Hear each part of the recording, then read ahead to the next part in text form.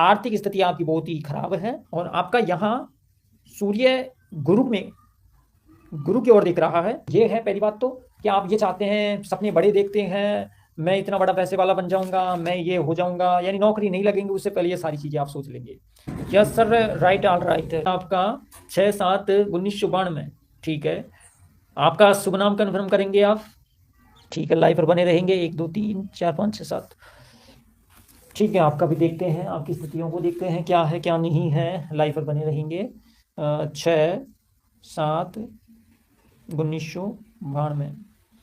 सिर्फ अंक ज्योतिष के माध्यम से ही हम आपको जो स्थितियां हैं वो दे रहे हैं, और जो जन्म तारीख होगी उसी अनुसार ही आपके जीवन में जो स्थितियां होगी वो बताई जाएगी।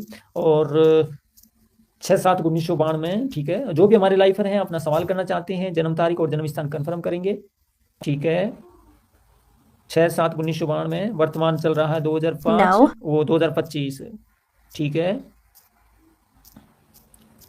16 17 लाइव पर बने रहेंगे। 19 20 21 22 23 24 25 26 25। ओके, आपका भी देख रहे हैं। 1 2 3 7। श्री राम जय राम। आपको मैं निवेदन यही करूंगा, मानते हैं पढ़ाई अच्छी है आपकी, लेकिन आपको तो मोह ने बड़ा जकड़ रखा है। मोह है यानी कहने का मतलब है बड़ा ही मोह है आपको। तो किसी जगह आप ज्यादा जिस चीज को आप पसंद कर लेते हैं या जिस चीज को आप चुन लेते हैं वो चीज आपके लिए सोना बन जाती है। और मैं ये कहना चाहता हूं कि सोना बनती अच्छी बात है, लेकिन जब तक सफलता ना मिले, जब तक किसी चीज से लगाव नहीं रखना चाहिए। आप क्रोध को ज्यादा मैनेज कर, यानी क्रोध बहुत ज्यादा आता है कोई समझाता है तो, ठीक है ना। और दूसरी बात, पूजा पाठ के बारे में तो आपसे यही निवेदन है कि चलो मैनेज हो रहा है, और जो जो उपाय बताते हैं वो उपाय कर भी लेते हैं आप, लेकिन कुछ हो नहीं पाता है आपसे। और आर्थिक स्थिति आपकी बहुत ही खराब है, ठीक नहीं है, भाग्य ठीक नहीं है, आपका कर्म ठीक है ना। लेकिन फिर मैं कहना चाहता हूं कर्म को भी आप बिगाड़ सकते हैं, क्योंकि यहां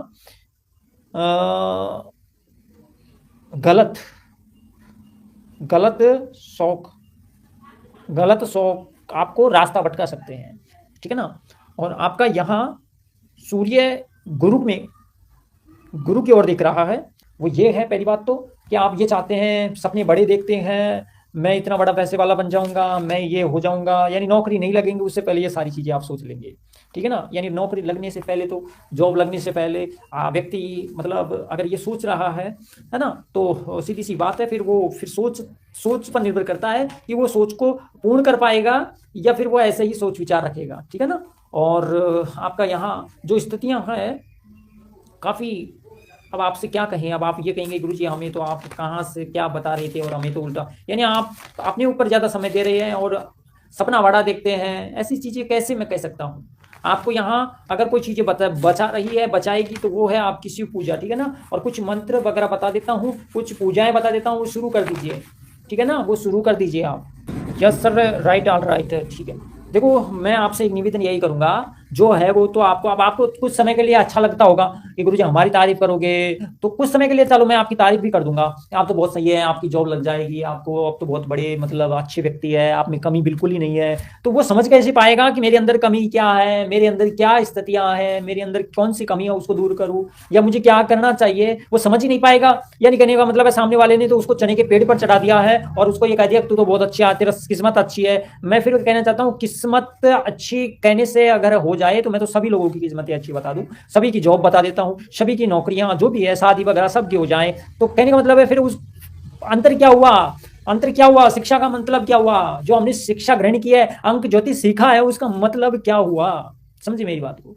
तो इसलिए हो सकता है कि कुछ लोग आप मतलब यही बात अगर पैसे वाले के पास जाएंगे आप, तो आपसे पैसा प्लस तो पैसा ले लिया जाएगा और प्लस आपके इमोशनल करके आपको भेज दिया जाएगा और कह दिया जाएगा आपका समय आ जाएगा, ये ठीक हो जाएगा। लेकिन मेरे भाई, आप अगर सही होना चाहते हैं तो पहले ग्रहों को, स्थितियों को ठीक करना होगा, और कुछ आपका जो सबसे बड़ा जो राहत इष्ट है उसकी पूजा शुरू करनी ही होगी, ठीक है ना। तो इससे बेहतर है ग्रहों को ठीक कीजिए, इष्ट आराध्य की जो पूजाएं हैं वो आप कुछ चीजें चालू तो कीजिए ताकि आपकी ग्रह स्थितियां ठीक हो, ठीक है ना।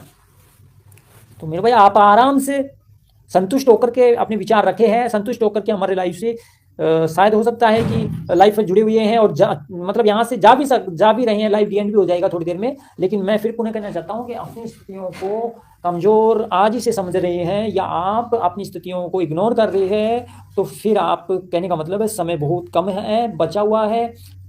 और जब 50 साल एज हो जाती है तब कोई कह दे कि आपकी किस्मत चमकेगी, तो 50 साल के बाद में वह किस्मत चमके या ना चमके, वो आप क्या कर पाएंगे, वो पैसा क्या काम आएगा।